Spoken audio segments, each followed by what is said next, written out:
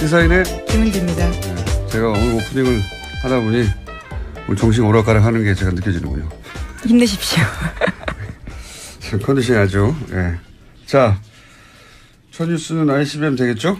네, 북한이 어제 오후 3시 반 대륙간 탄도미사일 그러니까 ICBM으로 추정되는 화성 14형 시험 발사에 성공했다고 발표했습니다. 북한은 시험 발사한 이 미사일의 고도는 2,800km가 넘고 비행거리는 930km라고 주장하고 있습니다. 네, 이게 원래 인공위성과 기본기술이 같기 때문에 물론 대기권에 재진입하는 기술, 핵탄두의 소형화함 이런 기술적 과제가 남아있긴 하지만 그러니까 이게 벌써 2012년 아닙니까? 북한이 인공위성을 쏘아올렸다고 처음에 주장했던 게. 예. 그리고 사실 ICBM 기술이라는 게 이게 미국, 러시아가 50년대 말에 개발한 거예요. 60년 전 기술입니다, 사실은. 예. 새롭거나, 깜짝 놀랄 기술이 아니라는 거죠. 그리고 사실은 미국이 우리의 그 미사일 개발 사거리 제한을 하지 않았다면 우리도 진작에 가졌을 기술인 거죠. 예. 이런 의미겠죠. 우리 차지를 보장해라. 네, 또 7월 4일이 미국 독립기념일이었거든요. 그러니까요. 예. 지금 하는 방식으로 우리를 굴복시킬 수는 없다. 예. 대등한 협상 상대로 인정하라. 이런 정도의 메시지가 될 것 같고. 이게 이제 군사적으로는 사실 북한이 이걸 가진다고 하더라도, 예. 미국 핵잠수함 한 대에 실린 핵무기가 북한 전체 보유량 보다 많아요. 예. 그 게임이 안 되는 것보다 잘 대등한 관계는. 상징적인 거죠. 실제로는 게임이 안 되는 상징적인 건데, 상징적인 거라는 건 이제 전략적인 외교적인 선언인 거죠. 우리도 이런 거 있으니까 이제 막 무시하지 말고 대등하게 우리를 상대하라고. 그런 선언인 셈인데, 예, 오히려 굉장히 냉정하고 차가운 분석이 필요한 때라고 저는 봅니다. 예. 자, 그래서 그런 얘기를 좀 들어보고 싶었는데 그런 얘기가 없어서 저희 조만간 그런 분석을 하는 시간을 저희가 좀 마련해 볼까 합니다. 앞으로. 자, 다음 뉴스는요. 문재인 대통령이 G20 정상회의 참석을 위해서 오늘 독일 순방길에 오릅니다. 우리 시간으로 내일 저녁 한반도 평화구축과 통일을 주제로 연설할 계획이고요. 또 중국과 일본, 러시아 정상과 양자회담 있습니다. 게다가 한미일 3국 정상 만참도 잇따라 예정돼 있습니다. 그렇군요. 제가 아까 오프닝을 보통 메모로 써놓고 하는데 오늘은 오프닝을 다 못 썼어요. 여차저차해서.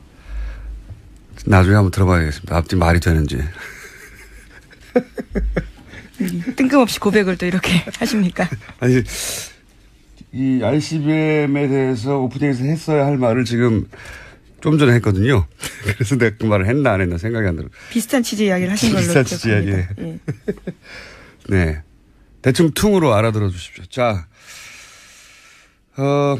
G20 또 해외에 나가시네요. 예. 네, 4박 6일 일정이고요. 거의 곧바로이죠. 한국에는 언제 있습니까? 근데 제가 알기로는 여기, 그러니까 독일 연설, 독일 한 재단에서 연설을 할 것으로 예정돼 있어. 거기 시진핑 주석도 독일 방문했을 때 연설했던 재단이죠. 아마도 거기서 이제 과거 베를린 선언처럼 어떤 일종의 대북 독트린 같은 거 발표할 예정이었던 것으로 알고 있는데 문구가 일부 수정되겠네요. 아무래도 지금 환경이 변하다 보니까요. 영향을 받을 것으로 보입니다. 네. 근데 기본적으로 저는 이 ICBM 가지고 이제 굉장히 크게 어제 하루 종일 보도가 됐는데 그럴 일은 아니라고 봅니다. 네. 어떤 메시지, 어떤 의도인지를 파악하고, 예, 대응할 일인 것 같습니다. 이걸 무기로 하라고 자꾸 거리가 얼마니 할 일은 아닌 것 같고요. 자, 다음 뉴스는요. 네, 국민의당 제보 조작 사건 소식입니다. 어제 검찰은 이유미 씨가 조작 사실을 가장 먼저 털어놨다라는 조성은 전 국민의당 비상대책위원을 불렀습니다. 그런데 조 전 비대위원은 출두 전에 언론과 인터뷰를 했는데 여기서 눈에 띄는 말이 있습니다. 조 전 비대위원에 따르면 이유미 씨가 이준서 전 최고위원이 선거는 이기면 되는 것이다. 그러니까 선거는 이기면 게임 끝이다 라면서 자료를 독촉했다라고 합니다. 관련 증거를 다 갖고 있다고 주장도 했는데요. 이에 따라 사태가 심각하다고 본 조 전 비대위원이 검찰에 적극 서명하라고 이유미 씨에게 충고하기도 했다고 합니다. 이 전후 대화가 없이 이제 이 문구만 나와서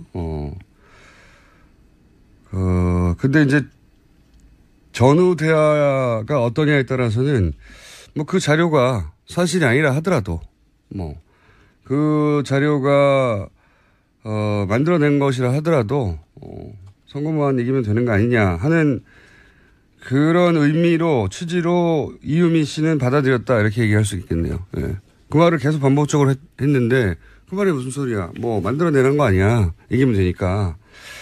이렇게 받아들였다고 주장할 수는 있겠고. 예.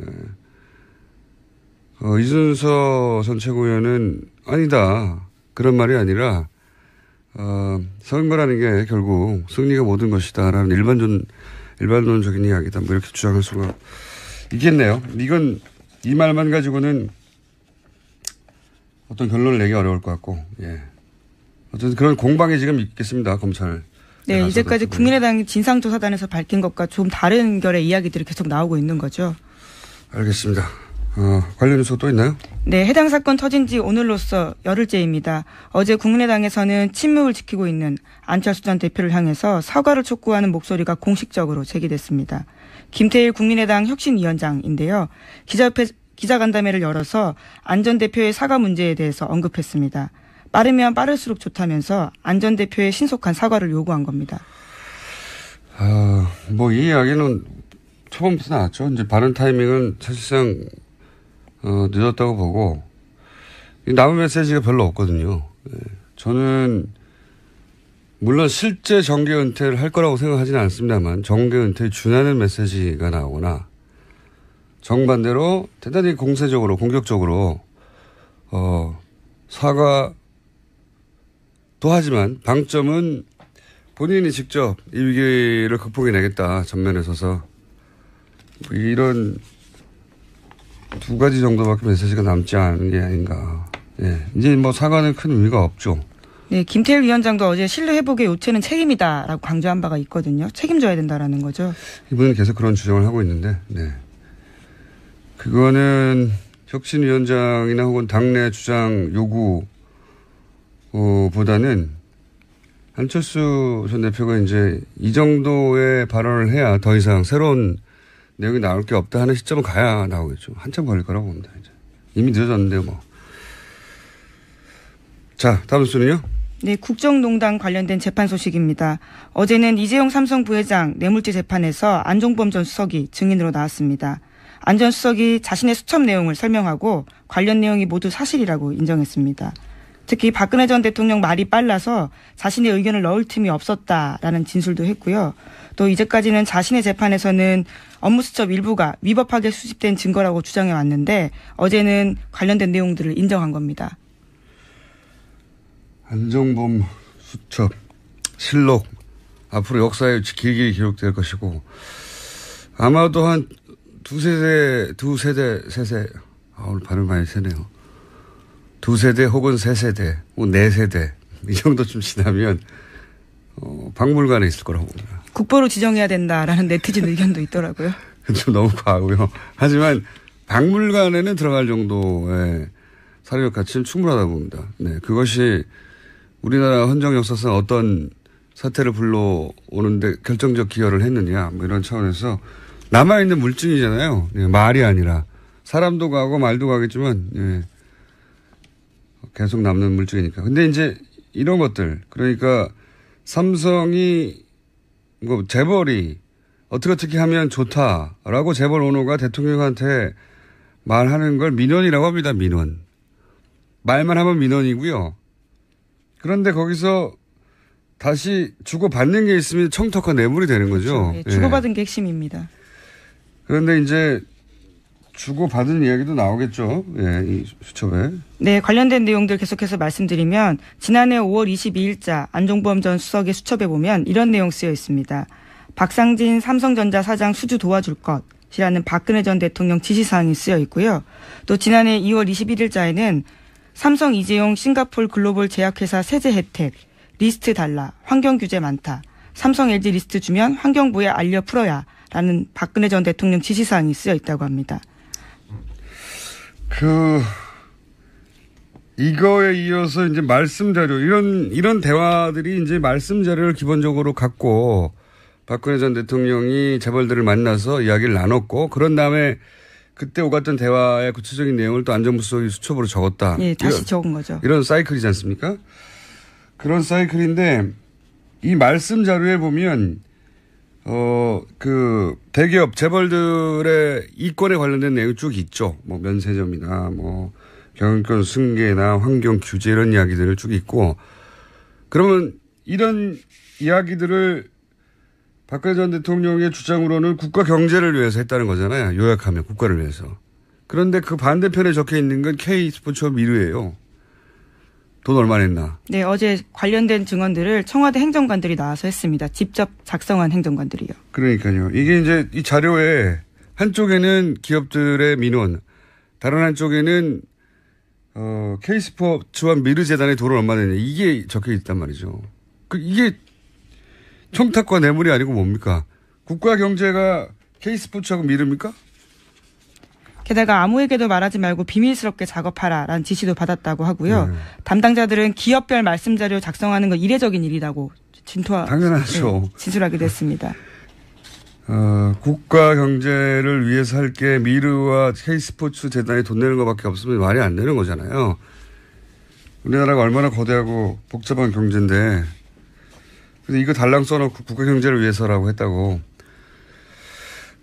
근데 이제 그게 아니라는 정황들이 많이 나오고 있지만, 박근혜 전 대통령은 이제 한 번도 인정한 적이 없고, 심지어는, 미르재단 혹은 K스포츠 재단에 돈 내라는 얘기 적혀 있는 것에 대해서는 안종범 수석이 열심히 해서 그런 거라고. 네, 너무 과도한 충성을 했다라고 주장하고 있죠.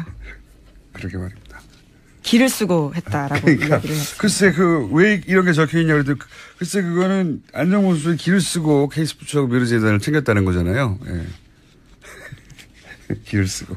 왜 그랬는지 모르겠다며.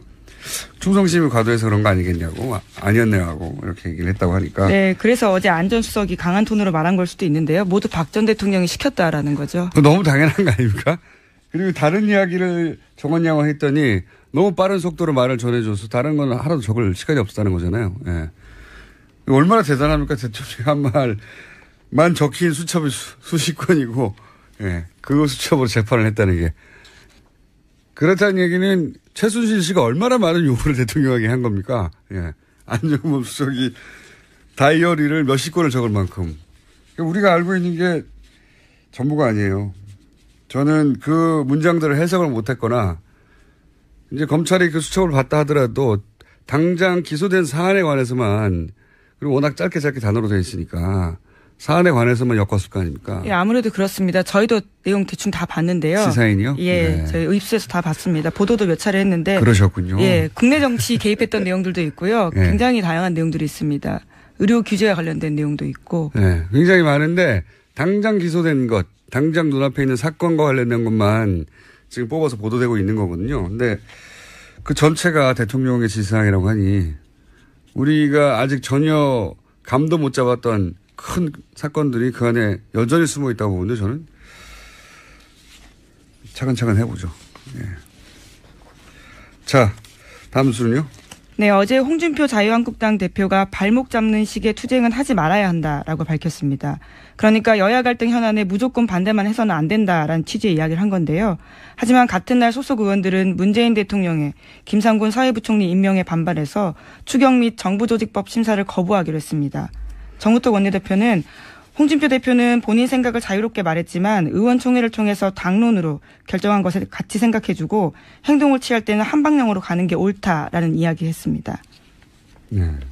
한마디로 지금 당대표가 새로 뽑혔는데 원내대표가 원내대표 하고 싶은 대로 하고 있다는 거죠. 예. 그렇죠. 전혀 발을 맞추고 있지 않는 겁니다. 이게 당내 주류에게 홍준표 신임 대표의 영향이 안 서고 있다. 네. 당내 권력 구도가 복잡한 거죠. 사실, 대중적인 정무적 감각은 홍준표 대표가 탁월한 편이죠. 네, 어제 이런 이야기도 했습니다. 청문회 통해서 부적절한 사람이란 걸 국민이 알면 됐다. 임명하는 건 정부 책임이고 판단은 국민 몫이다. 거기에 당력 쏟을 필요 없다라는 이야기도 했거든요.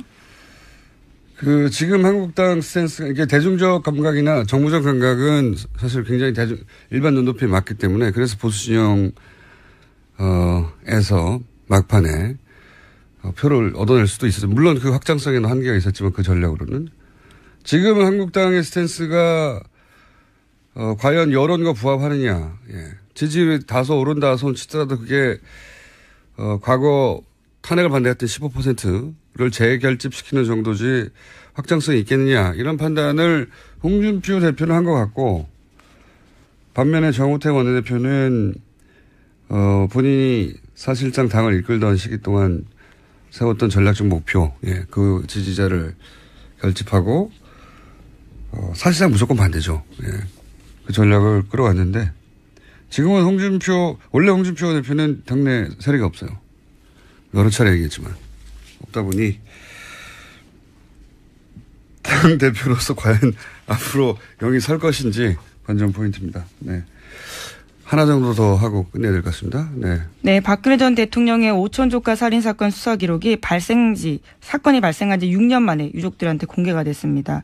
서울 북부지검은 어제 그동안 공개하지 않았던 박용철 씨의 통화 기록이 담긴 수사 기록 100쪽이 넘는 것을 복사해서 유족에게 전달했습니다. 앞뒤 말이 되는지. 뜬금없이 고백을 또 이렇게 하십니까?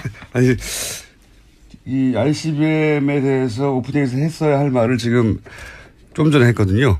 그래서 내가 그 말을 했나 안 했나 생각이 안 들어. 비슷한 취지 이야기를 하신 걸로 비슷한 취지 이야기. 예. 네. 대충 퉁으로 알아들어 주십시오. 자, G20 또 해외에 나가시네요. 예. 네, 4박 6일 일정이고요. 거의 곧바로이죠. 한국에는 언제 있습니까? 근데 제가 알기로는 여기 그러니까 독일 연설 그 독일 한 재단에서 그 연설할 것으로 예정돼 있어. 거기 시진핑 주석도 독일 방문했을 때 연설했던 재단이죠. 아마도 거기서 이제 뭐 과거 베를린 선언처럼 어떤 일종의 대북 독트린 같은 거 발표할 예정이었던 것으로 알고 있는데 문구가 일부 수정되겠네요. 아무래도 지금 환경이 변하다 보니까요. 영향을 받을 것으로 보입니다. 네. 근데 기본적으로 저는 이 ICBM 가지고 이제 굉장히 크게 어제 하루 종일 보도가 됐는데 그럴 일은 아니라고 봅니다. 네. 어떤 메시지, 어떤 의도인지를 파악하고 예, 대응할 일인 것 같습니다. 이걸 무기로 바라보고 자꾸 거리가 얼마니 할 일은 아닌 것 같고요. 자, 다음 뉴스는요. 네, 국민의당 제보 조작 사건 소식입니다. 어제 검찰은 이유미 씨가 조작 사실을 가장 먼저 털어놨다라는 조성은 전 국민의당 비상대책위원을 불렀습니다. 그런데 조 전 비대위원은 출두 전에 언론과 인터뷰를 했는데 여기서 눈에 띄는 말이 있습니다. 조 전 비대위원에 따르면 이유미 씨가 이준석 전 최고위원이 선거는 이기면 되는 것이다. 그러니까 선거는 이기면 게임 끝이다 라면서 자료를 독촉했다라고 합니다. 관련 증거를 다 갖고 있다고 주장도 했는데요. 이에 따라 사태가 심각하다고 본 조 전 비대위원이 검찰에 적극 서명하라고 이유미 씨에게 충고하기도 했다고 합니다. 이 전후 대화가 없이 이제 이 문구만 나와서 근데 이제 전후 대화가 어떠냐에 따라서는 뭐 그 자료가 사실이 아니라 하더라도 그 자료가 만들어낸 것이라 하더라도 선거만 이기면 되는 거 아니냐 하는 그런 의미로 취지로 이유미 씨는 받아들였다 이렇게 얘기할 수 있겠네요. 예. 그 말을 계속 반복적으로 했는데 그 말이 무슨 소리야. 뭐 만들어내는 거 아니야. 이기면 되니까. 이렇게 받아들였다고 주장할 수는 있겠고. 예. 이준석 전 최고위원은 아니다. 그런 말이 아니라 선거라는 게 결국 승리가 모든 것이다. 라는 일반론적인 이야기다. 뭐 이렇게 주장할 수가 있겠네요. 이건 이 말만 가지고는 어떤 결론을 내기 어려울 것 같고, 예. 어쨌든 그런 공방이 지금 있겠습니다, 검찰. 네, 이제까지 국민의당 진상조사단에서 밝힌 것과 좀 다른 결의 이야기들이 계속 나오고 있는 거죠. 알겠습니다.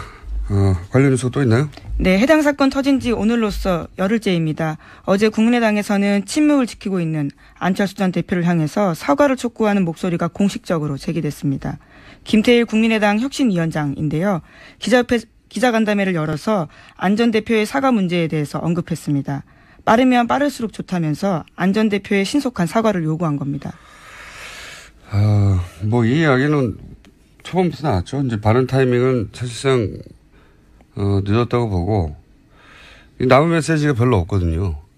저는 물론 실제 정계 은퇴를 할 거라고 생각하지는 않습니다만 정계 은퇴에 준하는 메시지가 나오거나 정반대로 대단히 공세적으로 공격적으로 사과도 하지만 방점은 본인이 직접 이 위기를 극복해내겠다 전면에 서서 이런 두 가지 정도밖에 메시지가 남지 않은 게 아닌가. 예. 이제 사과는 큰 의미가 없죠. 네, 김태일 위원장도 어제 신뢰 회복의 요체는 책임이다라고 강조한 바가 있거든요. 책임져야 된다라는 거죠. 이분은 계속 그런 주장을 하고 있는데, 네. 그거는 혁신위원장이나 혹은 당내 주장 요구보다는 안철수 전 대표가 이제 이 정도의 발언을 해야 더 이상 새로운 내용이 나올 게 없다 하는 시점은 가야. 시사인의 김은지입니다. 네, 제가 오늘 오프닝을 하다 보니 오늘 정신 오락가락 하는 게 제가 느껴지는군요. 힘내십시오. 컨디션이 아주. 네. 자, 첫 뉴스는 ICBM 되겠죠? 네, 북한이 어제 오후 3시 반 대륙간 탄도미사일 그러니까 ICBM으로 추정되는 화성 14형 시험 발사에 성공했다고 발표했습니다. 북한은 시험 발사한 이 미사일의 고도는 2,800km가 넘고 비행거리는 930km라고 주장하고 있습니다. 네, 이게 원래 인공위성과 기본기술이 같기 때문에 물론 대기권에 재진입하는 기술, 핵탄두의 소형함 이런 기술적 과제가 남아있긴 하지만 그러니까 이게 벌써 2012년 아닙니까? 북한이 인공위성을 쏘아올렸다고 처음에 주장했던 게. 예. 그리고 사실 ICBM 기술이라는 게 이게 미국, 러시아가 50년대 말에 개발한 거예요. 60년 전 기술입니다, 사실은. 예. 새롭거나, 깜짝 놀랄 기술이 아니라는 거죠. 그리고 사실은 미국이 우리의 그 미사일 사거리 제한, 미사일 개발 사거리 제한을 하지 않았다면 우리도 진작에 가졌을 기술인 거죠. 예. 이런 의미겠죠. 우리 체제를 보장해라. 네, 또 7월 4일이 미국 독립기념일이었거든요. 그러니까요. 예. 지금 하는 방식으로 우리를 굴복시킬 수는 없다. 예. 대등한 협상 상대로 인정하라. 이런 정도의 메시지가 될 것 같고. 이게 이제 군사적으로는 사실 북한이 이걸 가진다고 하더라도, 예. 미국 잠수함, 핵잠수함 한 대에 실린 핵무기가 북한 전체 보유량보다 많아요. 예. 그 게임이 안 되는 겁니다. 대등한 관계는. 상징적인 거죠. 실제로는 게임이 안 되는 상징적인 건데, 상징적인 거라는 건 이제 전략적인 외교적인 선언인 거죠. 우리도 이런 거 있으니까 이제 막 무시하지 말고 대등하게 우리를 상대하라고. 그런 선언인 셈인데, 예, 오히려 굉장히 냉정하고 차가운 분석이 필요한 때라고 저는 봅니다. 예. 자, 그래서 그런 얘기를 좀 들어보고 싶었는데 그런 얘기가 없어서 저희 조만간 그런 분석을 하는 시간을 저희가 좀 마련해 볼까 합니다. 앞으로. 자, 다음 뉴스는요. 문재인 대통령이 G20 정상회의 참석을 위해서 오늘 독일 순방길에 오릅니다. 우리 시간으로 내일 저녁 한반도 평화구축과 통일을 주제로 연설할 계획이고요. 또 중국과 일본, 러시아 정상과 양자회담 있습니다. 게다가 한미일 3국 정상 만참도 잇따라 예정돼 있습니다. 그렇군요. 제가 아까 오프닝을 보통 메모로 써놓고 하는데 오늘은 오프닝을 다 못 썼어요. 여차저차해서. 나중에 한번 들어봐야겠습니다.